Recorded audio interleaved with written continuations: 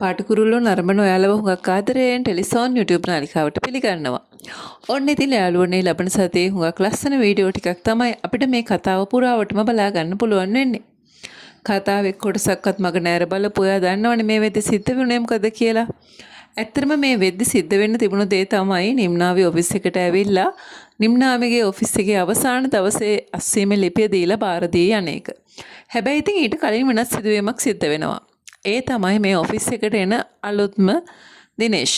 Dinesh office එකට එන්නේ මේ ප්‍රොපර්ටිස් ටික මිලට ගන්නනේ. ඇත්තටම මේ වෙද්දී දිනේෂ් කියන පුංචි සැකයක් කෙවින්ගේ හිතේ තිබුණා. හැබැයි ඉතින් කෙවින්ට ඒ සැකය හොයාගන්න කාලයක් ගත වුණා. ඉතින් ඔන්න ඔෆිස් එකට එන කෙවින් ඔෆිස් එකේදීම දිනේෂ්ව දකිනවා. ඉතින් ඊට පස්සේ සිද්ධ වෙන්නේ බහින් බස් වීමක්.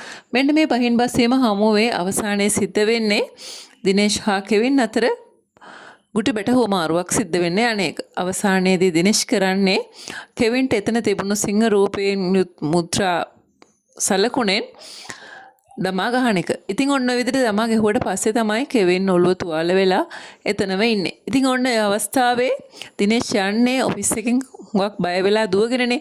ඉතින් මෙන්න මේ දුවගෙන යනකොට නිම්නාවිට තමයි හමු වෙන්නේ.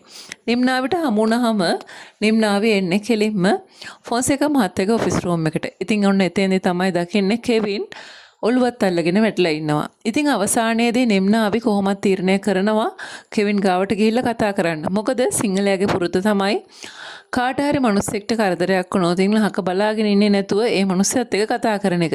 ඉතින් ඇත්තටම නිම්නාවි කරන්නේත් අන්නේ දේ. නිම්නාවි ළඟට ගිහිල්ලා කෙවින් එක්ක කතා කරනවා. සමහරක් විට නිම්නාවි අනිවාර්යයෙන්ම කෙවින්ව හොස්පිටල් එකට උනත් අරගෙන යන්න ඉඩ කඩ තියෙනවා.